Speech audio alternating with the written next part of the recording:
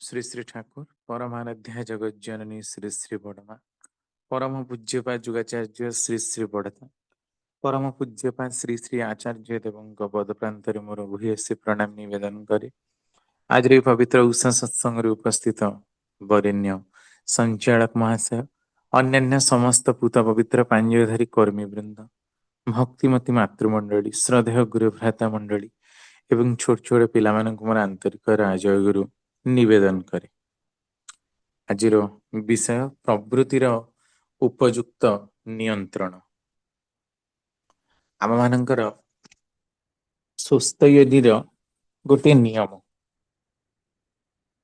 ମାନେ ସେକେଣ୍ଡ ନିୟମରେ ଆମେ ଦେଖିବାକୁ ପାଉ ଯେ ନିଜର ବୃତ୍ତି ପ୍ରବୃତ୍ତି ଗୁଡ଼ିକୁ ନିରୋଧ ନ କରି ପ୍ରବୃତ୍ତିର ଚାହିଦା ଓ ପ୍ରୟୋଜନ ଗୁଡ଼ିକୁ ସର୍ବଦା ସମୁନ୍ନତ ସମ୍ବେଗଶାଳୀ କରି ଇଷ୍ଟ ସ୍ୱାର୍ଥ ପ୍ରତିଷ୍ଠାପନ୍ନ କରି ଚଳେଇବା।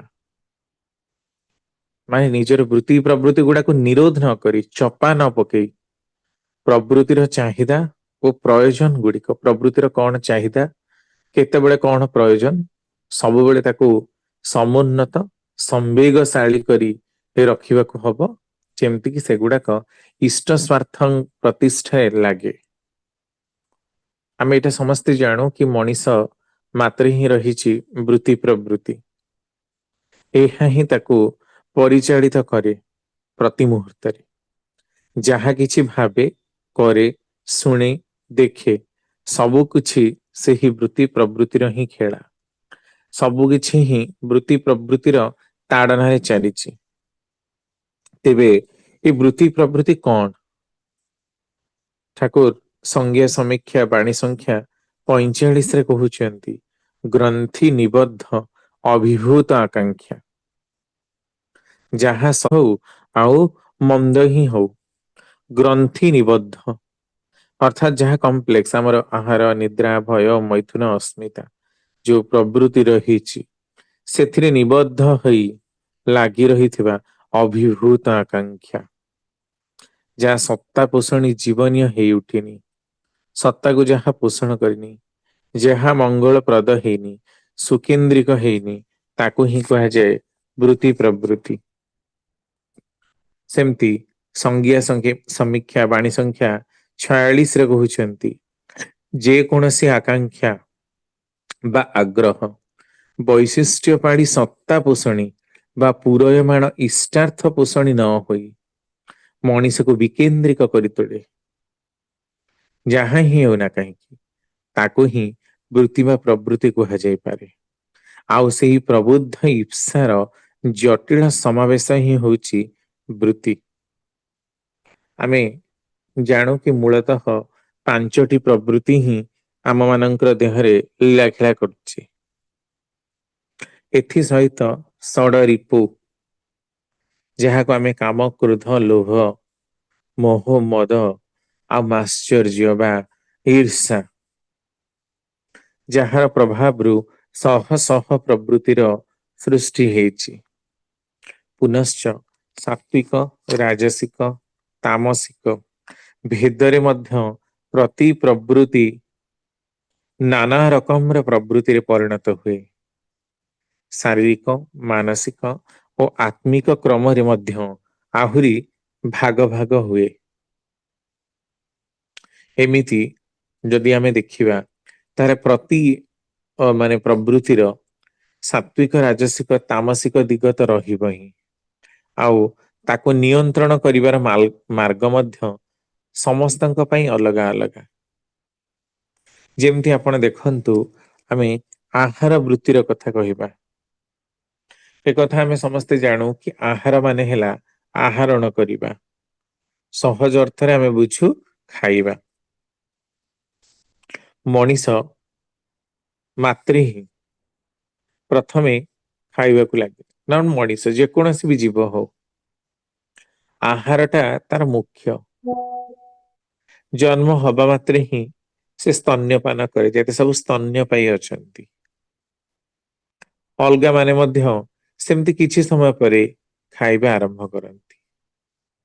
ଏହି ପୃଥିବୀରେ ଥିବା ସମସ୍ତ ଜୀବ ଆହାର ବିନା କେହି ବଞ୍ଚି ନାହାନ୍ତି। ସମସ୍ତଙ୍କର କିଛି ନା କିଛି ଆହାର ରହିଛି, କାରଣ ଆହାରଟା ହେଲା ମୁଖ୍ୟ ପ୍ରବୃତ୍ତି। ତାକୁ ବାଦ ଦେଲେ ସତ୍ତା ରହିପାରିବନି। ତେଣୁ ପ୍ରଥମେ ଆମେ ଦେଖିବା ଶାରୀରିକ ଆହାର। ଶରୀର ପାଇଁ ଖାଦ୍ୟ ହେଲା ପ୍ରମୁଖ ଆହାର। ପ୍ରଥମେ ଆମେ ଦେଖିବା ଯେ ସାତ୍ବିକ ଆହାର କଣ, ଯାହା ମାନେ ଭଗବତ ଗୀତାର ଅଧ୍ୟାୟ 17 8 ନମ୍ବର ଶ୍ଲୋକରେ ଲେଖା ଯାଇଛି କି ଆୟୁ ସତ୍ଵ ବଳାରୋଗ୍ୟ ସୁଖ ପ୍ରୀତି ବିବର୍ଧନା ରସ୍ୟା ସ୍ନିଗ୍ଧା ସ୍ଥିରା ହୃଦୟା ଆହାରାଃ ସାତ୍ବିକ ପ୍ରିୟା। ଅର୍ଥାତ୍ ଆୟୁ, ଉତ୍ସାହ, ସାମର୍ଥ୍ୟ, ସ୍ୱାସ୍ଥ୍ୟ, ଚିତ୍ତର ପ୍ରସନ୍ନତା ଓ ରୁଚି ଏମାନଙ୍କର ବିବର୍ଦ୍ଧନକାରୀ। ସ୍ୱାଦିଷ୍ଟ, ତୈଳାକ୍ତ ଅର୍ଥାତ୍ ଚିକ୍କଣ, ସ୍ଥିର ଗୁଣ ସମ୍ପନ୍ନ ଆହାର ତାହା ସତ୍ୱଗୁଣୀ ବ୍ୟକ୍ତିଙ୍କର ଅତ୍ୟନ୍ତ ପ୍ରିୟ, ଅର୍ଥାତ୍ ସାତ୍ବିକ ଆହାର ଅଟେ। ଏଥିରେ କେବଳ ଶାକାହାର ଗ୍ରହଣୀୟ, ଆମିଷାହାର ଗ୍ରହଣୀୟ ନୁହେଁ। ତାପରେ ଆସୁଛି ଦେଖନ୍ତୁ ରାଜସିକ ଆହାର। ସେଇ ଗୀତାର ତାପର ଶ୍ଲୋକ କଟ୍ୱମ୍ଳମ୍ ଲବଣାତ୍ୟୁଷ୍ଣ ତୀକ୍ଷ୍ଣ ରୁକ୍ଷ ବିଦାହୀନ ଆହାରଂ ରାଜସ ଶ୍ରେଷ୍ଠ ଦୁଃଖ ଶୋକ ମୟପ୍ରଦା। ଅତି କଟୁ, ଅତି ଅମ୍ଳ ଅର୍ଥାତ୍ ଖଟାଳିଆ, ଅତି ଲୁଣିଆ, ଅତି ଉଷ୍ଣ, ଅତି ତୀକ୍ଷ୍ଣ ଯେମିତି ରାଗ, ଯେମିତି ଲଙ୍କା ମରିଚ ବହୁତ ରାଗ ଦେଇକି ପୁରା ଅନେକ ଖାଆନ୍ତି। ଅତି ରୁକ୍ଷ ଅର୍ଥାତ୍ ଅତି ନୁଖୁରା, ତେଲ ଦିଆଯାଇ ନଥିବା। ଅତି ବିଦାହୀ, ଅତି ଦାହଜନକ, ଯେମିତି କି ରାଇ ସୋରିଷ, ସୋରିଷ ବହୁତ ପକେଇକି କରିବା। ଏସବୁ ଖାଦ୍ୟ ଜିହ୍ବାକୁ ପୀଡା ଦିଏ, ନାନା ରୋଗ ବ୍ୟାଧିର ବି କ୍ୟାରକ ଅଟେ। ଅତି ଯଦି ପିତା ହେଇଥିବ, ଅତି ଲୁଣିଆ ହେଇଥିବ, ଅତି ଯଦି ଖଟା ହେଇଥିବ, ସେଗୁଡାକ ଟେଷ୍ଟ ଭଲ ଲାଗେ ନା, କିନ୍ତୁ ଅନେକ ଅଛନ୍ତି ଯୋଉମାନେ କି ସେଇଗୁଡାକ ବି ଖାଆନ୍ତି। ତାପରେ ଆସିଲା ତାମସିକ ଆହାର। ତାମସିକ ଆହାର ବିଷୟରେ ଗୀତାରେ କୁହାଗଲା ଜାତ ଜାମଂ ଗତ ରସମ୍ ପୂତି ପର୍ଯୁଷିତମଚ୍ଚଜତ ଉଚ୍ଛିଷ୍ଟମପି ଚ ମେଧ୍ୟମ୍ ଭୋଜନମ୍ ତାମସ ପ୍ରିୟମ୍। ଜାତ ଜାମ ଅର୍ଥାତ୍ ଯେଉଁ ଆହାର ପ୍ରସ୍ତୁତ ହୋଇ ସାରିବା ପରେ ପ୍ରାୟ ଏକ ପ୍ରହର କାଳ ଅତିବାହିତ ହୋଇଯାଏ ଆଉ ତାପରେ ଖାଦ୍ୟ ରୂପେ ଗ୍ରହଣ କରାଯାଏ, ତାହା ଜାତଜାମ। ଅର୍ଥାତ୍ ଯେମିତି ଧରାଯାଉ ଦିନ 12ଟାରେ ରନ୍ଧାଗଲା, ଏବେ ତାକୁ ଯଦି କେହି ରାତି 9ଟା 10ଟା ବେଳକୁ ଖାଉଛି, ଯେମିତି କିି ଆପଣ ଦେଖନ୍ତୁ ଆମର ଭୋଜି ଗୁଡାକ, ଯେତେ ସବୁ ଭୋଜି ବାହାଘର ବ୍ରତଘର ଇଭେଣ୍ଟ ର ଆମେ ଭୋଜି ଗୁଡାକ ଖାଉଛେ, ଏଗୁଡାକ ସବୁ ଜାତଜାମ, କାରଣ ଗୋଟେ ପ୍ରହର ପରେ ହିଁ ଖାଇବା, ଏତେ ସାରା ଆଇଟମ ତେଣୁ ଜଲ୍ଦି ନ ରାନ୍ଧିଲେ ସରିବନି ଏତେ ଏତେ ଲୋକଙ୍କ ପାଇଁ, ତେଣୁ ଆମକୁ ବହୁତ ଜଲ୍ଦି କରିବାକୁ ପଡୁଛି। ତ ସେଇ ଆହାର ଗୁଡାକ ଖାଇବା ହେଲା ଜାତଜାମ। ତାପରେ ଆସିଲା ଗତ ରସ, ଅର୍ଥାତ୍ ଯେଉଁଥିରୁ ରସ ନିଗାଡି ଦିଆଯାଇଥାଏ। ଲେମ୍ବୁରୁ ରସ ଚିପୁଡି ଦିଆଯିବା ପରେ ଯାହା ଥାଏ ତାହା ରସହୀନ ଖାଦ୍ୟ। ସେମିତି ପୂତି, ଏକାଧିକ ଦିବସ ପୂର୍ବରୁ ପ୍ରସ୍ତୁତ ଆଉ ପଚା ଦୁର୍ଗନ୍ଧ ଯୁକ୍ତ ଖାଦ୍ୟ। ଯେମିତି ଆପଣ ଦେଖନ୍ତୁ ପିଠଉ, ଆମର 3 ଦିନ 4 ଦିନ ଲେଖା ଲୋକମାନେ ପିଠଉକୁ ରଖନ୍ତି, ଆମ୍ବିଳା ହେଲା ପରେ ସେଥିରେ ପିଆଜ ଲଙ୍କା ଟିକେ ପକେଇ ଖାଆନ୍ତି, ବହୁତ ଭଲ ମଧ୍ୟ ଲାଗେ। ସେମିତି ପଖାଳ, 3 4 ଦିନ ପଖାଳ ବି ଅନେକ ଅଛନ୍ତି ଲୁଣିଆ ଆମ୍ବିଳା ଖାଇବା ଖୁବ ଭଲ ଲାଗେ। ତାପରେ ଆସିଲା ପର୍ଯୁଷିତ ମାନେ ବାସି ଖାଦ୍ୟ, ଏକ ଦିନ ଆଗରୁ ପ୍ରସ୍ତୁତ କିନ୍ତୁ ଦୁର୍ଗନ୍ଧ ହୋଇନାହିଁ। ଆମେ ଫ୍ରିଜ ଭିତରେ ରଖିକି ଖାଉ ବି, ବାସି ପଖାଳ ବାସି ତରକାରୀ ଇତ୍ୟାଦି। ତା ମଧ୍ୟ ବହୁତ ଭଲ ଲାଗେ। ଆଉ ଉଚ୍ଛିଷ୍ଟ ବା ଅଇଁଠା ତା ତାମସିକ ଖାଦ୍ୟ। ଆଉ ଆସିଲା ଅମେଧ୍ୟ, ଯାହା ଖାଦ୍ୟୋପଯୋଗୀ ନୁହେଁ, ଆମିଷ ଆଦି ଅପରିଷ୍କୃତ ଖାଦ୍ୟ ସାମଗ୍ରୀ ଯେତେ ସବୁ ରହିଛି। ବର୍ତ୍ତମାନ କିନ୍ତୁ ମଣିଷ ତାମସିକ ଗୁଣଯୁକ୍ତ, କାରଣ ମଣିଷ ଅସୁର ଗୁଣ ସମ୍ପନ୍ନ ହେଇ ଜନ୍ମିଛି।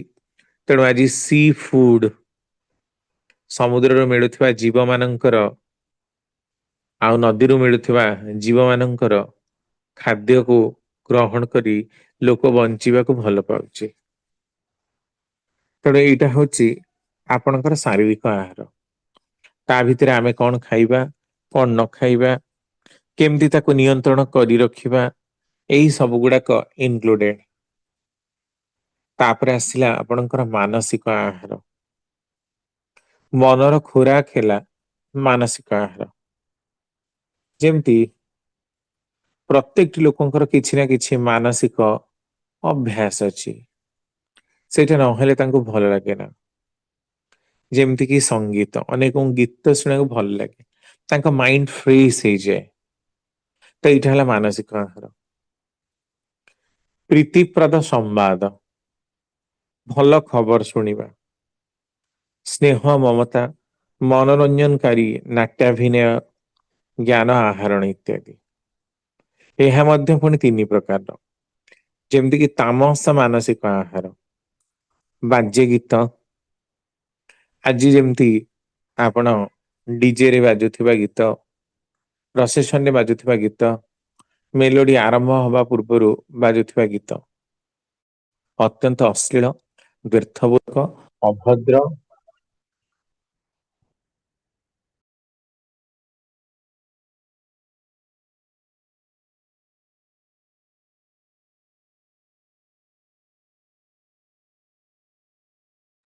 ଆପଣଙ୍କ ଅଡିଓ ଅଫ୍ ହେଇଛି। ଆପଣଙ୍କ ଅଡିଓ ଅନ୍ କରନ୍ତୁ।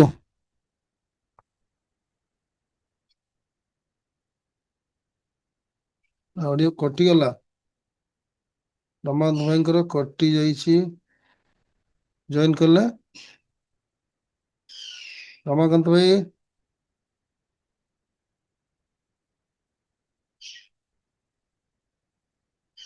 ହ୍ୟାଲୋ। ହଁ କୁହନ୍ତୁ। ହଁ।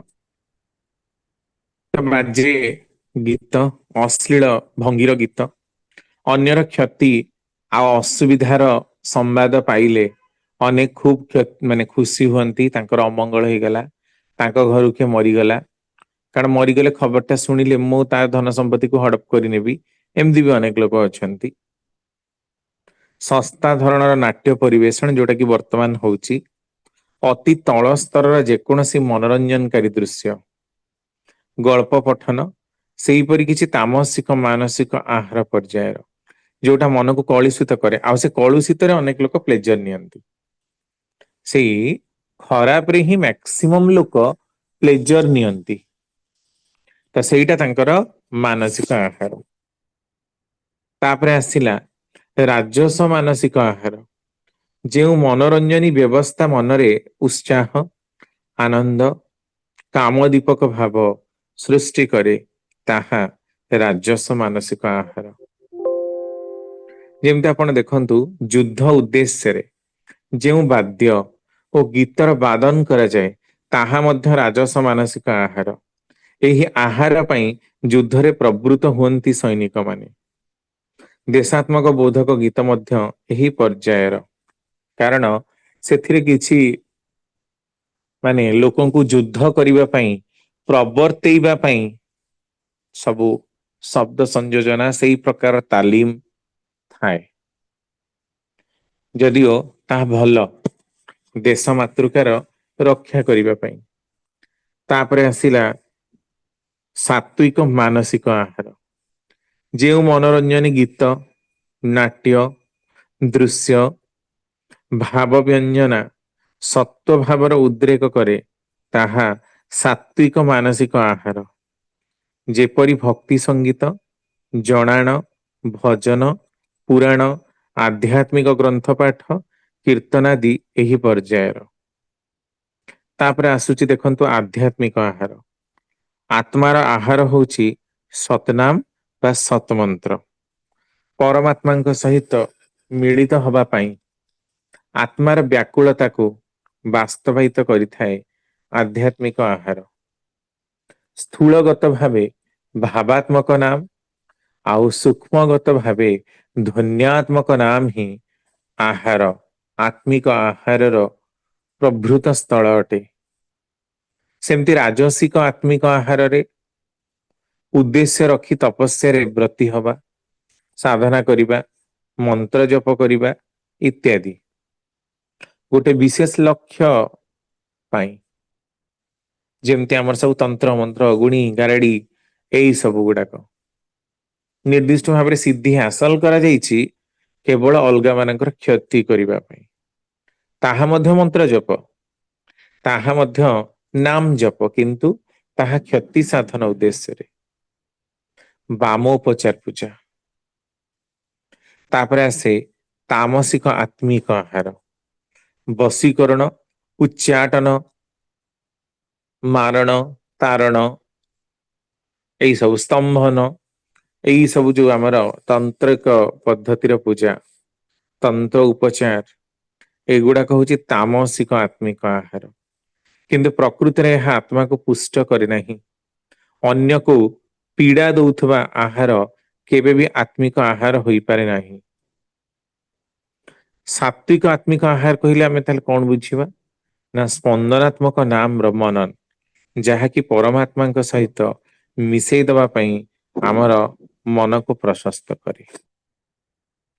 ଯାହାଙ୍କର ଆଚରଣ କଲେ, ଆହାରକୁ ଗ୍ରହଣ କଲେ ମଣିଷ ସୁଖରେ ଶାନ୍ତିରେ ଦିନକୁ ଦିନ ଆଗକୁ ବଢେ। ତେଣୁ ଜ୍ଞାନ ଆହରଣ କରିବାଟା ଏ ଆହାର ପର୍ଯ୍ୟାୟର ମୁଖ୍ୟ ଅଟେ। କାରଣ ବୃତ୍ତିଗତ ସଫଳତା ପାଇଁ ଜ୍ଞାନ ଆହରଣ କରିବା ତାହା ରାଜସିକ ପର୍ଯ୍ୟାୟର। ଆମେ ପାଠ ପଢୁଛେ, ଚାକିରି କରିବା, ଏଗୁଡାକ ରାଜସିକ ଆହାର। ଅନ୍ୟର କ୍ଷତି କରିବା ପାଇଁ ଆହାର କରିବା, ଏଗୁଡାକ ତାମସିକ ଆହାର। କିନ୍ତୁ ଈଶ୍ୱର ସମ୍ବନ୍ଧୀୟ, ଜଗତ କଲ୍ୟାଣ ପାଇଁ, ଜଗତର ହିତକାରୀ, ମଙ୍ଗଳକର ଯାହା ମାନସିକ ଚିନ୍ତା, ତା ମଧ୍ୟରେ ରହିଛି ସାତ୍ବିକ ଭାବ ବୃତ୍ତି, ଯାହା ମଣିଷକୁ ମଙ୍ଗଳ ପଥରେ ନେଇଯାଏ। ତାପରେ ଆସୁଛି ନିଦ୍ରା ପ୍ରବୃତ୍ତି। ଆପଣମାନେ ଜାଣନ୍ତି କି ନିଦ୍ରା କେତେ ଇମ୍ପୋର୍ଟାଣ୍ଟ ଆମ ମାନଙ୍କ ଦେହ ପାଇଁ? ବିନା ନିଦ୍ରାରେ ଆମେ ମାନେ ବଞ୍ଚି ପାରିବା ନାହିଁ। ଆପଣ ମାନେ ଜାଣନ୍ତି କି 70 ବର୍ଷର ଜୀବନ କାଳରେ ଜଣେ ମଣିଷ ପ୍ରାୟ 25 ରୁ 27 ବର୍ଷ କାଳ ଶୁଏ। ଆହୁରି ମଧ୍ୟ ଆପଣ ମାନେ ଜାଣନ୍ତି କି ଆମର ବିଲେଇ, କୁକୁର ଇତ୍ୟାଦି ଜୀବ ମାନେ ମଧ୍ୟ, ବିଲେଇ ତ ମାନେ ପ୍ରାୟ 24 ଘଣ୍ଟାରୁ 14 ଘଣ୍ଟା 15 ଘଣ୍ଟା ଖାଲି ଶୁଏ। ସେମିତି ବହୁତ ସାରା ଜୀବ ମାନେ ଅଛନ୍ତି, ଛୋଟ ଛୋଟ ଜୀବ, ଯେମିତି କି କୋଆଲା, କୋକାବୁରା, ସ୍ଲଥ, ଯୋଉମାନେ କି ମାନେ ଦିନର ପ୍ରାୟ 24 ଘଣ୍ଟାରୁ 20 ଘଣ୍ଟା ସମୟ ଶୋଇ ସେ ବିତେଇ ଦିଅନ୍ତି। ତାମାନେ ନିଦ କେତେ ଇମ୍ପୋର୍ଟାଣ୍ଟ। କିନ୍ତୁ ମଣିଷ ଭଳି ଜୀବ ପାଇଁ ନିଦ ତ ଇମ୍ପୋର୍ଟାଣ୍ଟ, ଗୁରୁତ୍ୱପୂର୍ଣ୍ଣ, ନହେଲେ ବ୍ଲଡ ପ୍ରେସର କୁହନ୍ତୁ, ହାର୍ଟ ଆଟାକ କୁହନ୍ତୁ, ଡାଇବେଟିସ୍ କୁହନ୍ତୁ, ବିଭିନ୍ନ ପ୍ରକାର ରୋଗ ଏକା ସାଙ୍ଗରେ ମାଡି ବସେ। ମଣିଷ ପାଇଁ ବହୁତ ଇମ୍ପୋର୍ଟାଣ୍ଟ ହେଇଥିବା ସତ୍ତ୍ୱେ ବି ଅତ୍ୟଧିକ ପରିମାଣର ଶୋଇବା ମଣିଷକୁ ଅଳସୁଆମୀର ଶିକାର କରେ। ଅଳସ ଭାବ ଭଙ୍ଗୀରେ, ଅଳସୁଆମୀରେ ହିଁ ମଣିଷର ଜୀବନ ତାଳତିପାତ ହୁଏ। ତେଣୁ ନିଦ୍ରା ଏତେ ଇମ୍ପୋର୍ଟାଣ୍ଟ। ତେବେ ଯଦି ନିଦାର କଥା କହିବେ, ତାହେଲେ ଶାରୀରିକ ନିଦ୍ରା ପ୍ରବୃତ୍ତିକୁ ଆମେ ବୁଝିବା। କର୍ମରେ ପ୍ରବୃତ ଶରୀର ଯେତେବେଳେ କ୍ଳାନ୍ତ ହୋଇ ବିଶ୍ରାମ ପାଇଁ ଲେଟି ପଡେ ବା ଲୋଟି ପଡେ, ସେତେବେଳେ ହିଁ ନିଦ୍ରା। ଦେହ ମାନେ ତ ନିଦ୍ରା ଆସିବ ହିଁ। ନିଦ୍ରା ହିଁ ସବୁ କିଛି। ଯେତେ ପାରୁଛ ଶୋଇ ରୁହ। ଯେମିତି ଆପଣ ମାନେ କୁମ୍ଭକର୍ଣ୍ଣର କ୍ୟାରେକ୍ଟରର କଥା ରାମାୟଣରେ ଶୁଣନ୍ତି। ତେଣୁ ନିଦ ମାନେ ହିଁ ଆମେ ଶୋଇପଡିବା।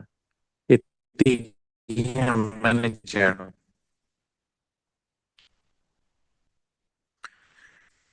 ଏକାଦିକ୍ରମେ ଅନେକ ଲୋକ ବି ଅଛନ୍ତି ରେକର୍ଡ କରିବା ପାଇଁ 2 ଦିନ ଶୋଇରହନ୍ତି।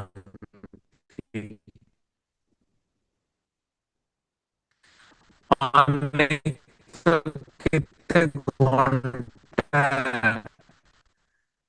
ଶୋଇକି ରେକର୍ଡ ମଧ୍ୟ କରିଛନ୍ତି ପୁରା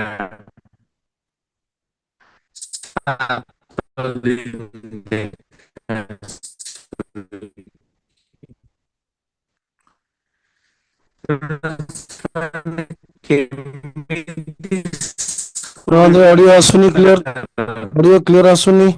ନେଟ ପାଉନି, ଟିକେ ଖୋଲା ଜାଗାକୁ ଯାଆନ୍ତୁ। ଏଇ କଥାଟାକୁ ମଣିଷ ଶୋଇବା ଦରକାର ନିହାତି। ଜଣେ ସୁସ୍ଥ ମଣିଷ ଶୋଇବା ଦରକାର। ପ୍ରକୃତରେ ସାଧନଶୀଳ ବ୍ୟକ୍ତିତ୍ୱ ହିଁ ଯଥେଷ୍ଟ। ଆଉ ହ୍ୟାଲୋ, କୁହନ୍ତୁ କୁହନ୍ତୁ, ଶୁଭିଲା। ତେଣୁ ଏମିତି ବି ଲୋକ ଅଛନ୍ତି ଯୋଉମାନେ କେବଳ ଶୋଇବାକୁ ଭଲ ପାଆନ୍ତି, କାମ କରିବାକୁ ଆଦୌ ଭଲ ପାଆନ୍ତି ନାହିଁ। ଆପଣ ଏକ୍ସାମ୍ପଲ ନିଅନ୍ତୁ ନିକୋଲା ଟେସ୍ଲା, ଜଣେ ବହୁତ ହି ଜିନିୟସ ସାଇଣ୍ଟିଷ୍ଟ, ଫିଜିସିଷ୍ଟ। ସେ କେବଳ 4 ଘଣ୍ଟା ହିଁ ଶୋଉଥିଲେ। ଆଉ ଏକ୍ସରସାଇଜ କରିବାକୁ ଖୁବ ଭଲ ପାଉଥିଲେ। ଆଉ ବାକି ସମୟରେ ରିସର୍ଚ୍ଚ କରନ୍ତି। ସେମିତି ଆପଣ ଦେଖିବେ ନର୍ମାଲି 5 ରୁ 6 ଘଣ୍ଟାର ନିଦ ମଣିଷ ପାଇଁ ଢେର ବେଶୀ। ଆଉ ଅଧିକା ଆବଶ୍ୟକତା ନାହିଁ। କିନ୍ତୁ ଅନେକ ଅଛନ୍ତି ସେମାନେ ଶୋଇବାକୁ ଖୁବ ଭଲ ପାଆନ୍ତି। କାରଣ ଶୋଇବାଟା ହଉଛି ତାଙ୍କର ପ୍ରଭୃତ କାମ। ତ ଏଇ ଜିନିଷଟା ହଉଛି ଦେଖିବାର ବ୍ୟାପାର। ସେମିତି ଆସିଲା ତାପରେ ରାଜସ ଶରୀର ନିଦ୍ରା ପ୍ରବୃତ୍ତି। ତୁଳି ତଳ୍ପ ଶଯ୍ୟାରେ ଆରାମ କରିବା ରାଜସ ଶରୀର ନିଦ୍ରା ପ୍ରଭୃତି ଅନ୍ତର୍ଗତ। ଏଠାରେ ନିଦ୍ରାର ମାଧ୍ୟମ ଶୟନକୁ ଉପଭୋଗ କରିବା ପାଇଁ ସବୁ ପ୍ରକାର ସ୍ୱାଚ୍ଛନ୍ଦ୍ୟ ବ୍ୟବସ୍ଥା କରାଯାଇଥାଏ। ନିଦ୍ରାରେ ଅଭିଭୂତ ହବା ପାଇଁ ଏହାର ଉଦ୍ଦେଶ୍ୟ ନୁହେଁ। ଶୟନକୁ ଉପଭୋଗ କରିବା ହିଁ ଲକ୍ଷ୍ୟ ଦେଖାଯାଏ। କେତେବେଳେ ନିଜ ଶୟନ କକ୍ଷକୁ ଶଯ୍ୟାକୁ ବିଭିନ୍ନ ଭାବେ ସଜେଇଥାନ୍ତି। ସବୁ ଆପଣ ଦେଖିବେ ଅନେକ ରୁମ୍ ଫ୍ରେଶନର ଆଉ ଅନେକ ବିଭିନ୍ନ ପ୍ରକାର ଡିଜାଇନ କଉଡିରେ, ବିଭିନ୍ନ ଶଙ୍ଖରେ, ବିଭିନ୍ନ ପ୍ରକାରର ଚିତ୍ରରେ ପ୍ରୋଟ୍ରେ କରି ସଜେଇଥାନ୍ତି। ଏଇ ସବୁ ଗୁଡାକ ହଉଛି ରାଜସ ଶରୀର ନିଦ୍ରା ପ୍ରବୃତ୍ତି। ତାପରେ ଆସିଲା ସାତ୍ଵିକ ଶରୀର ନିଦ୍ରା ପ୍ରବୃତ୍ତି। ଇଷ୍ଟାର୍ଥେ ଈଶ୍ୱରାର୍ଥେ ଜୀବନ ଅତିବାହିତ କରୁଥିବା ବ୍ୟକ୍ତି ନିଦ୍ରାକୁ ଏତେ ଗୁରୁତ୍ୱ ଦିଅନ୍ତି ନାହିଁ। ତେବେ ଶଯ୍ୟାକୁ ପବିତ୍ର ରଖିବା, ଇଷ୍ଟ ଚିନ୍ତନ ପୂର୍ବକ ଶୟନ କରିବା, ନିଦ୍ରା ମଧ୍ୟରେ ଇଷ୍ଟ ସମ୍ବନ୍ଧୀୟ ସ୍ୱପ୍ନ ଦେଖିବା, ନିଦ୍ରା ପ୍ରବୃତ୍ତିକୁ ଶରୀରର ବିଶ୍ରାମ ପାଇଁ ପ୍ରୟୋଗ କରିବା ଯେତିକି ଦରକାର। ଏଇ ସବୁ ଗୁଡାକ ହେଲା ସାତ୍ଵିକ ନିଦ୍ରା ପ୍ରବୃତ୍ତି। ତ ୟା ଭିତରେ ଦେଇ ମଣିଷ ବଞ୍ଚି ଉଠେ, ବଢି ଉଠେ। ତାପରେ ଆସୁଛି ଦେଖନ୍ତୁ ମାନସିକ ନିଦ୍ରା ପ୍ରବୃତ୍ତି। ଏହା ମଧ୍ୟ 3 ପ୍ରକାରର ତାମସିକ, ସାତ୍ଵିକ, ରାଜସିକ। ମାନସିକ ଭାବରେ ଜଣେ ଅଳସୁଆ, କର୍ମକୁଣ୍ଠ, ସର୍ବଦା ବିଶ୍ରାମ ନବାକୁ ଭଲ ପାଏ। ଶାରୀରିକ ଭାବରେ ପଟୁ, ଭଗବାନ ସବୁ କ୍ଷମତା ଦେଇଛନ୍ତି କାମ କରିବା ପାଇଁ, କିନ୍ତୁ ମାନସିକ ଭାବରେ ସେ କାମ କରିବାକୁ ହିଁ ଚାହେଁ ନା। ଏଇ ପ୍ରକାରର ଯୋଉ ମନୋବୃତ୍ତି ତାହା ହେଲା ତାମସିକ ମାନସ ନିଦ୍ରା ପ୍ରବୃତ୍ତି। ତାପରେ ଆସିଲା ରାଜସିକ। ଅବାସ୍ତବ ଚିନ୍ତା କରିବା କେତେ ଲୋକଙ୍କର କାମ। ଏମାନେ ଖାଲି ଚିନ୍ତା ବିଳାସୀ। ସେମାନେ କେବଳ ଅବାସ୍ତବ ଆଉ ଅସମ୍ଭବ ଚିନ୍ତନ କରନ୍ତି। ସଙ୍ଗୀତ ଶ୍ରବଣ, କୃତ୍ରିମ ଉପବନ, ପର୍ଯ୍ୟଟନ ଦେଇ ମାନସ ବିଳାସ କରନ୍ତି। ତାଙ୍କର କିଛି ନବାଦବା ନଥାଏ। ବହିର୍ଜଗତ ସହ ତାଙ୍କର କିଛି କରିବାର ନାହିଁ। ସେମାନେ ନିଜର ହିଁ କେବଳ ଚିନ୍ତନ ଜଗତରେ ଥାନ୍ତି। ତାକୁ ସାଟିସ୍ଫାଏ କରିବା, ପରିପୂରଣ କରିବା, ସେଇଟା ହିଁ ତାଙ୍କର ମୂଳ ହେଇଥାଏ। ତାପରେ ଆସିଲା ସାତ୍विକ ମାନସ ନିଦ୍ରାବୃତ୍ତି। ଇଷ୍ଟଙ୍କର ଚିନ୍ତା, ଈଶ୍ୱରୀୟ ଚିନ୍ତା, ଇଷ୍ଟଙ୍କ ଲୀଳା ଚରିତ ଶ୍ରବଣ, ତାଙ୍କର କଥା ଶ୍ରବଣ ମଣିଷକୁ ଆଧ୍ୟାତ୍ମିକ ଭାବନାରେ ଆରାମ ଦିଅନ୍ତି। ଏଗୁଡାକ ହେଲା ସାତ୍ବିକ ମାନସ ନିଦ୍ରାବୃତ୍ତି। ଯେମିତି ବର୍ତ୍ତମାନ ଆମେ ମାନେ ସତ୍ସଙ୍ଗ ଶୁଣୁଛେ, ଏଟା କଣ? ଏଟା ହଉଛି ମଣିଷର ମାନସିକ ଆହାର। ଏଇ କଥା ଯଦି ରାତିରେ କେହି ଶୁଣି ଶୁଏ, ରାତିରେ ମନନ କରି ଚିନ୍ତନ କରି କେହି ଶୁଏ, ତାହେଲେ ସେତେବେଳେ ଆମେ ତାକୁ ସାତ୍ବିକ ମାନସିକ ନିଦ୍ରା ବୃତ୍ତି ବୋଲି କହିପାରିବା। ତାପରେ ଆସିଲା ଆଧ୍ୟାତ୍ମିକ ମାନସ ନିଦ୍ରାବୃତ୍ତି। ମନର ମାଲିକ ହଉଛନ୍ତି ସ୍ୱୟଂ ଶରୀର ଈଶ୍ୱର।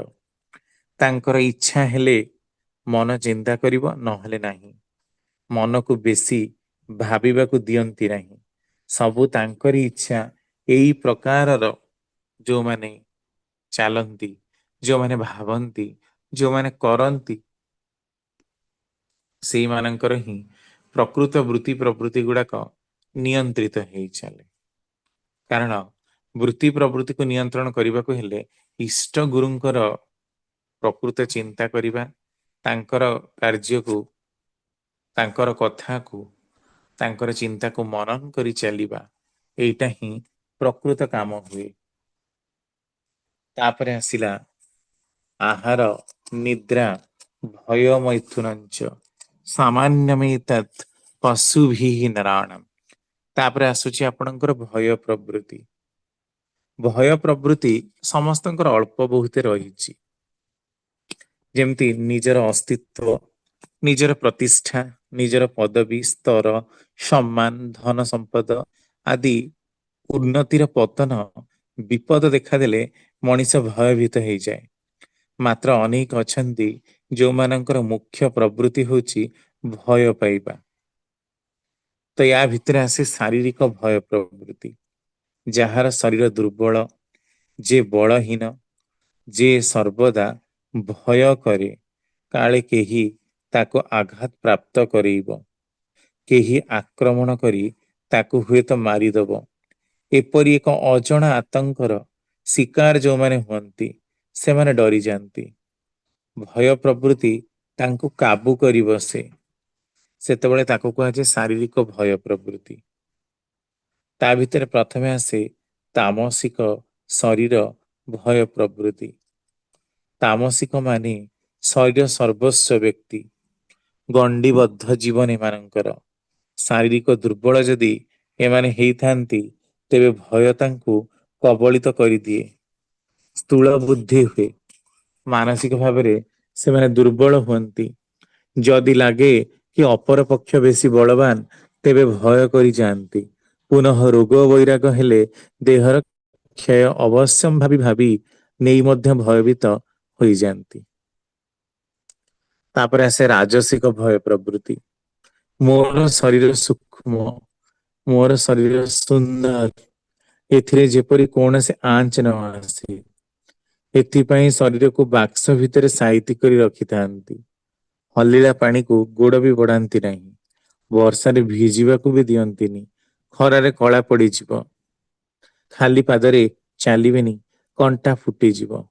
ଏ ବି ନିଜର ଶରୀରଟାକୁ ସଜେଇବା ପାଇଁ ସେଥିରୁ ଆସୁଥିବା ବିଭିନ୍ନ ପ୍ରକାରର କଥାକୁ ରୋକିବା ପାଇଁ ଏମାନେ ଅନେକ ପ୍ରକାରର ବାହାନା କରିଥାନ୍ତି। ତାପରେ ଆସେ ରାଜସିକ ଶରୀର ଭୟ ପ୍ରବୃତ୍ତି। ତାପରେ ଆସେ ସାତ୍ବିକ ଶରୀର। ଦେହ ହଉଛି ଆତ୍ମାର ଆଶ୍ରୟସ୍ଥଳ। ଦେହ ସୁସ୍ଥ ସବଳ ରହିଲେ ଆତ୍ମା ସୁରକ୍ଷିତ ମଣିବ। ଏଣୁ ଶରୀର ସୁସ୍ଥତା ଉପରେ ଜୋର ଦିଅନ୍ତି, କିନ୍ତୁ ଆଉ କିଛି କାମ କରିବେନି, ଖାଲି ଜିମ୍ ଯିବେ, ବଡି ମେଣ୍ଟେନ କରିବେ। ଏମିତି ବି ଅନେକ ଅଛନ୍ତି, କିନ୍ତୁ ଇଷ୍ଟଙ୍କର କାମ କରିବାର ଦିଗରେ ତାଙ୍କର ଜୋର ନାହିଁ। ଏମାନେ ସବୁ ତାମସିକ ଗୁଣ ଶରୀର, କିନ୍ତୁ ଇଷ୍ଟଙ୍କର ଶରୀର। ତେଣୁ ଖାଦ୍ୟଟା ଠିକ ଭାବରେ ଖାଇବି, ସେମିତି କରିବି ନାହିଁ ଯୋଉଥିରେ ଦେହର ସ୍ୱାସ୍ଥ୍ୟ ଭଗ୍ନ ହବ। ଇଷ୍ଟ ଯେମିତି ଚାହିଁଛନ୍ତି ସେଇ ପ୍ରକାରରେ ହିଁ ଗତି କରି ଚାଲିବି ନିଜର ଶରୀରକୁ ନେଇ। ଏମିତି ଯୋଉମାନେ ଭାବନ୍ତି ସେମାନେ ସାତ୍ವಿକ ଆହାର ଗ୍ରହଣ କରନ୍ତି, ଅର୍ଥାତ୍ ଶରୀରରେ ତାଙ୍କର ସାତ୍ବିକ ପବିତ୍ରତା ବିରାଜମାନ ହୁଏ। ତାପରେ ଆସିଲା ମାନସିକ ଭୟ ପ୍ରବୃତ୍ତି। ତାମସିକ ମାନଙ୍କର ଅନ୍ୟାୟ ଅନୀତି କରିବାକୁ ସଦା ଇଚ୍ଛା ହୁଏ। କାଳେ ଧରା ପଡିଯିବେ ଏଇ ଭୟରେ ହିଁ ଥାନ୍ତି। ପ୍ରଥମେ ଚୁଗୁଲି କରନ୍ତି, ପରେ ଭାବନ୍ତି ସେ ଯଦି ଓଲଟା ଚୁଗୁଲି କରେ ମୋ ବିରୁଦ୍ଧରେ, ଏଣୁ ଭୟ ପାଇଯାଆନ୍ତି।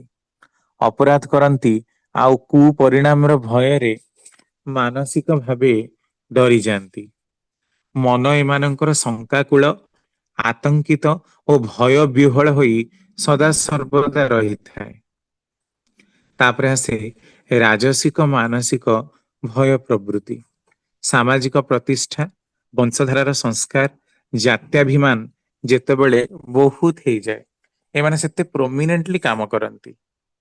ନିଜର ଜାତି, ନିଜର ବର୍ଣ୍ଣ, ନିଜର ସମାଜରେ ଥିବା ପ୍ରତିପତ୍ତି, ପ୍ରତିଷ୍ଠା, ଏଇ ସବୁକୁ ନେଇ ଏମାନେ ବହୁତ ପଜେସିଭ। କାଳେ ଏଗୁଡାକ ଆମର ନଷ୍ଟ ହେଇଯିବ କି, ଏହା ଭାବିକି ସେମାନେ ସେଇ କଥାରେ ହିଁ ସଦାସର୍ବଦା ଭାରି ବ୍ୟସ୍ତ। ତେଣୁ ତାର ରେପୁଟେସନକୁ ରକ୍ଷା କରିବାକୁ ଯାଇ ସେମାନେ କୋଉ ବି ତଳ ସ୍ତରକୁ ଚାଲିଯାଆନ୍ତି। ତାପରେ ଆସେ ସାତ୍ବିକ ମାନସିକ ଭୟ ପ୍ରବୃତ୍ତି। ଧର୍ମ ଭୀରୁ ମାନେ ହିଁ ସାତ୍ବିକ ମାନସିକ ଭୟ ପ୍ରବୃତ୍ତିର ଅଧୀନ। ଏମିତି କଲେ ଈଶ୍ୱର ବା ଆଲ୍ଲାହ ବା ଗଡ ଯିଏ ଅଛନ୍ତି, ବିଶ୍ୱର ମାଲିକ, ସେ କ୍ରୋଧ କରିବେ, ଧର୍ମରୁ ପତିତ ହବ।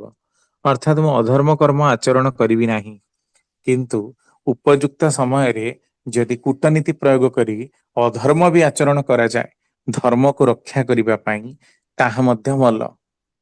କିନ୍ତୁ ଯୋଉମାନେ ସୋ କଲ୍ଡ, ମାନେ କେବଳ ହିଁ ନିଜର ରେପୁଟେସନକୁ ରକ୍ଷା କରନ୍ତି, ଧର୍ମ ଭୀରୁ ଯୋଉମାନେ, ସେମାନେ ଧର୍ମର ମୂଳ ତତ୍ଵଟାକୁ ବୁଝିପାରନ୍ତିନି। ଧର୍ମ ସେମାନଙ୍କର ଚରିତ୍ରରେ ମୂର୍ତ୍ତ ତ ହୁଏ ନା, ବରଂ ଧର୍ମ ନାଁରେ ଦୁର୍ବଳତାକୁ ପ୍ରଶ୍ରୟ ଦେଇ ଅଧର୍ମକୁ ସେମାନେ ପ୍ରଶ୍ରୟ ଦିଅନ୍ତି। କାରଣ ତାଙ୍କର କିଛି କରିବାର କ୍ଷମତା ନାହିଁ, ସେତିକି ତାଙ୍କ ଦେହର ଜୋର ନାହିଁ, ତାଙ୍କର ସେତିକି ମାନସିକ ବଳ ନାହିଁ, ସେମାନେ କିଛି କରିପାରିବେନି। ତେଣୁ ଭଗବାନଙ୍କ ନାଁରେ, ତାଙ୍କର ଦ୍ୱାହିରେ ଚୁପ ହେଇ ବସି ରହିବେ। ମାଛିକୁ ମ ନ କହିବା ବ୍ୟକ୍ତିତ୍ବ, ଏଇ ଧରଣର ଯୋଉମାନେ। ତାପରେ ଆସେ ଅସ୍ମିତା, ଅର୍ଥାତ୍ ମୁଁ ତୋର ଅହଙ୍କାର। ଏଇଟା ତ ଆପଣ ଜାଣନ୍ତି କି ମଣିଷ ଭିତରେ କେତେ ବେଶୀ, ମଣିଷ ଭିତରେ ଏତେ ବେଶୀ ଯେ ସେ ତାକୁ କଣ୍ଟ୍ରୋଲ ହିଁ କରିପାରେ ନା। କାରଣ ପ୍ରତି ମୁହୂର୍ତ୍ତରେ ପ୍ରତ୍ୟେକଟି ମଣିଷ ନିଜର କ୍ରେଡିଟ ଟାକୁ ପ୍ରୋମିନେଣ୍ଟ କରି ଦେଖିବାକୁ ଚାହେଁ।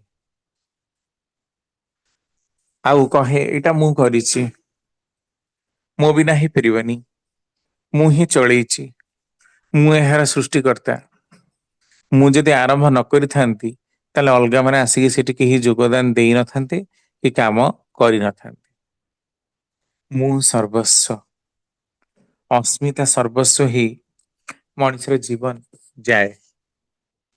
ଅସ୍ମିତାର ସଂଜ୍ଞା ନିରୂପଣ କରି ଠାକୁର କହୁଛନ୍ତି, ପୁରୁଷ ପ୍ରକୃତିର କୃତ ନିୟମନାରେ, ସ୍ଫୀତ ପୂରଣର ସଙ୍ଗମ ସଙ୍ଗତିର, ଗତି ଭରଣରେ ଉପାଦାନ ଓ ଉପକରଣର ସମବାୟୀ ନିବନ୍ଧନାରେ ନିଜକୁ ତତ୍ସଂଶ୍ରୟୀ ଭାବ ଦୀପନାରେ ଆଧାରିତ କରି ଯେ ପ୍ରକାର ଅଭିବ୍ୟକ୍ତି ନେଇଥାଏ, ତାହା ହେଲା ଅସ୍ମିତା।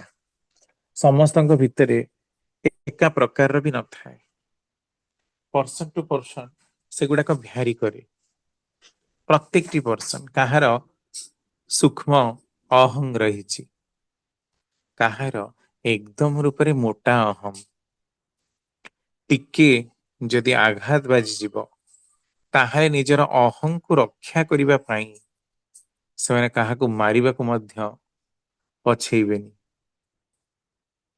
ନିଜେ ପଥେ ନଷ୍ଟ ହେଇଯାଏ କିନ୍ତୁ ଅଲଗା ମାନଙ୍କୁ ନଷ୍ଟ କରି ହିଁ ଛାଡ଼ିବେ।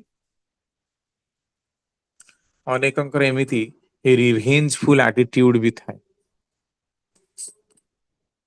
ଏଇ ଯୋଉ ରିଭେଞ୍ଜଫୁଲ ଆଟିଟ୍ୟୁଡ ଥିବା ମଣିଷ ଏଟା କାହାର ପ୍ରରୋଚନାରେ କରେ? ମୁଁ ତୋର ପ୍ରରୋଚନାରେ କରେ ଯେ ମୁଁ ତତେ ଦେଖିନେବି, ତୁ ମୋର କଣ କରିବୁ? ମୁଁ ଯଦି ନଥାନ୍ତି ତାହେଲେ ତୁ କିଛି କରିପାରି ନଥାନ୍ତୁ। ଏଇ ପ୍ରକାରର ଗୋଟେ ଭାବାବେଗ ଆମେ ଦେଖିବାକୁ ପାଉ ଅସ୍ମିତା ପ୍ରବୃତ୍ତିର ଅଧୀନସ୍ଥ ହେଇଥିବା ବ୍ୟକ୍ତି ବିଶେଷଙ୍କ ପାଖରେ। ଅସ୍ମିତାଟା ତ ଭଲ, କାରଣ ଦେହ ଥିବା ଯାଏ ଅହଂ ଯାଏ ନାହିଁ। ଅହଂଟା କିନ୍ତୁ ଯଦି ନିଜର ପ୍ରତିଷ୍ଠା ପାଇଁ ହୁଏ ଆଉ ନିଜକୁ ଖୁବ୍ ପ୍ରତିଷ୍ଠା କରିବାରେ ମସଗୁଲ ହେଇଥିବା ବ୍ୟକ୍ତିତ୍ବ, ସେମାନେ କେବେ ବୁଝିପାରନ୍ତି ନାହିଁ ଅହଂର ଲୀଳାଖେଳାଟା କୋଉ ପ୍ରକାରର। ମାନେ ଏତେ ତଳ ସ୍ତରକୁ ସେମାନେ ଚାଲିଯାଆନ୍ତି ଯେମିତି ମନେ ହୁଏ ଯେ ଅହଂଟାକୁ ଛାଡିଦେଲେ ହିଁ ସେମାନେ ବଞ୍ଚି ପାରିବେନି। ତେଣୁ ସବୁବେଳେ ଦେଖିବେ ଯୋଉମାନେ ଉଚ୍ଚ ପଦସ୍ଥ କର୍ମଚାରୀ ବା ଅତି ନିମ୍ନ ସ୍ତରର ଲୋକ ବି ଯେତେବେଳେ ମଦ ପିଇ ଦିଏ, ମାତାଲ ହେଇଯାଏ, ସେତେବେଳେ ସବୁ ମୋରି, ସବୁ ମୁଁ କରିଛି, ଅଲଗା ସବୁ ଲୋକମାନେ ଖରାପ, ସେମାନେ କେହି କିଛି କରିନାହାନ୍ତି, ସେମାନେ ହଡପ କରିଛନ୍ତି ମୋର ଧନ ସମ୍ପତ୍ତିକୁ। ତେଣୁ ମଣିଷ ନିଜର ହିତାହିତ ଜ୍ଞାନଟାକୁ ବି ହରେଇ ଦିଏ। ଏଇ ପ୍ରକାରରେ ମଣିଷର କ୍ରିୟାକଳାପ ନିଜର ଅସ୍ମିତାକୁ ଦୈହିକ ସୌନ୍ଦର୍ଯ୍ୟ ନେଇ ବି ଅନେକ ପରିବ୍ୟାପ୍ତ କରନ୍ତି। ମୁଁ ଖୁବ ସୁନ୍ଦର ଦେଖିବାକୁ, ମୋର ଭଲ ପାଠ, ଆମର ବହୁତ ଟଙ୍କା, ଆମେ ପ୍ରତିଦିନ 5-6 ପ୍ରକାର ଆଇଟମ ନହେଲେ ଖାଉନା, ଆମେ ଅଡି ଗାଡି ନହେଲେ ବସିବୁନି, ଆମେ ଲାମ୍ବର ଘିନି କାର ନହେଲେ ବସିବୁନି।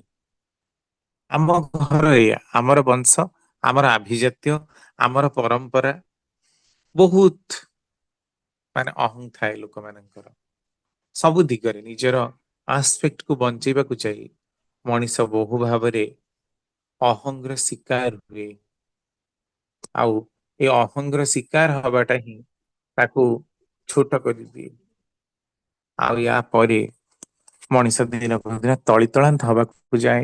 କେହି ତାକୁ ଭଲ ପାଆନ୍ତିନି, କେହି ଟିକେ ତାକୁ ଶ୍ରଦ୍ଧା କରନ୍ତିନି, କାରଣ ଯେତେବେଳେ ଗଲେ ସେ ତ ଖାଲି ନିଜର ବାହାଦୁରୀ ହିଁ ଗପୁଛି, ନିଜର ବାହାଦୁରୀର କଥା କହୁଛି, ଆଉ ତ ଲୋକଙ୍କୁ କିଛି ଭଲ କଥା କହୁନି। ତେଣୁ ଲୋକ ବି ଲାଷ୍ଟକୁ ସେ ଯେତେବେଳେ ତା ପାଖକୁ ଗଲେ କଣ ଖାଲି ସେ ନିଜର କଥା କହୁଛି, ଆମର ଏଇଆ, ଆମର ସେ, ଆମେ ଏମିତି କରୁ, ଆମେ ସେମିତି କରୁ, ମାନେ ତୁମର ହିଁ ଅଛି, ଆଉ କାହାର କିଛି ନାହିଁ। ଅଲଗା ମାନଙ୍କ ଆଗରେ ନିଜକୁ ହାଇଲାଇଟ କରିବା, ନିଜକୁ ଏଷ୍ଟାବ୍ଲିଶ କରିବା ପାଇଁ କେତେ ଗୁଡେ ଗାଲୁଗଳ୍ପର ଅବତାରଣା କରିବା, ଏଇ ସବୁ ଗୁଡାକ ହିଁ ଅସ୍ମିତା ପ୍ରବୃତ୍ତିର ଅନ୍ତର୍ଭୁକ୍ତ। ତେଣୁ ମଣିଷ ଯେତେବେଳେ ଅସ୍ମିତାର ବଶବର୍ତ୍ତୀ ହୁଏ, ସେତେବେଳେ ସବୁ କିଛିକୁ ହିଁ ସେ ଭୁଲିଯାଏ। କାରଣ ଅସ୍ମିତା ଆଗରେ ଆଉ କୌଣସି ବୃତ୍ତି ପ୍ରବୃତ୍ତି ଏତେ ବଡ ନୁହେଁ। ମୁଁ ତୋର ଅହଂକାର ଟା ହିଁ ତାକୁ ଧରି ରଖିଛି, ଏଇ ପ୍ରକାର ଭାବେ।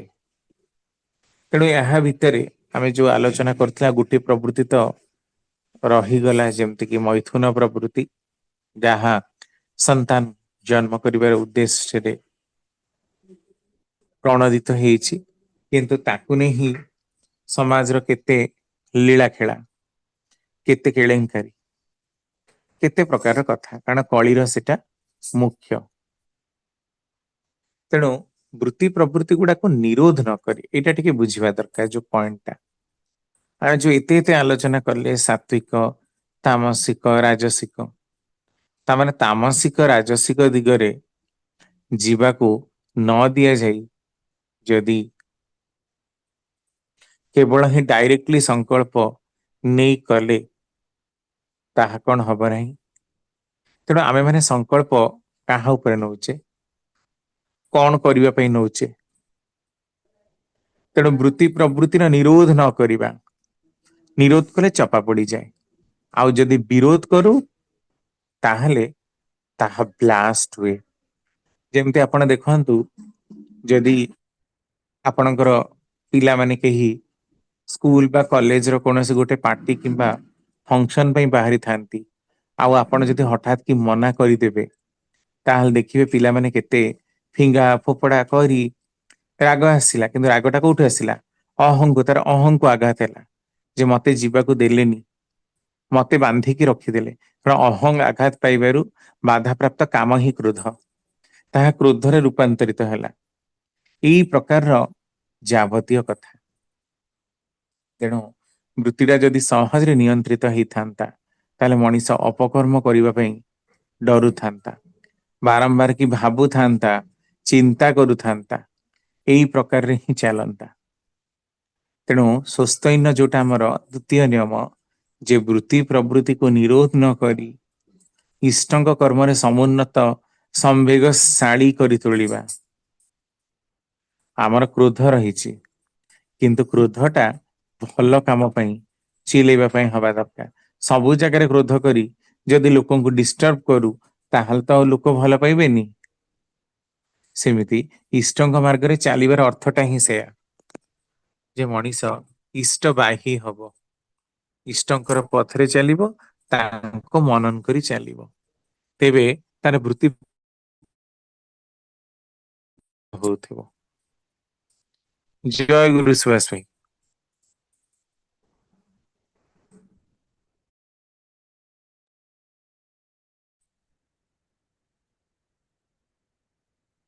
सुभाष भाई जय गुरु।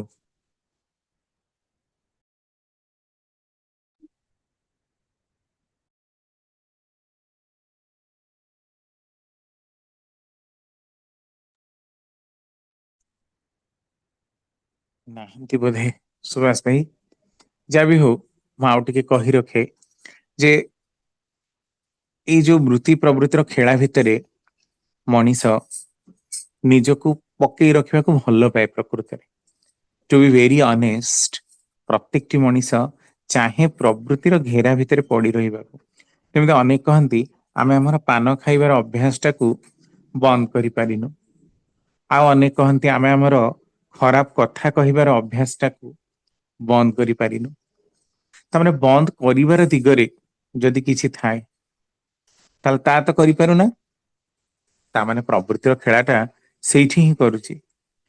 प्रवृत्तिटा कौन आमर दुर्बलता गुड़ाक जोरा को ठाकुर प्रथम ही तड़ तड़ नष्ट कर ओळेई चुरी सफा करदेले जाई मंगल विभिन्न भाव ही बाणी प्रदान करिसेंती।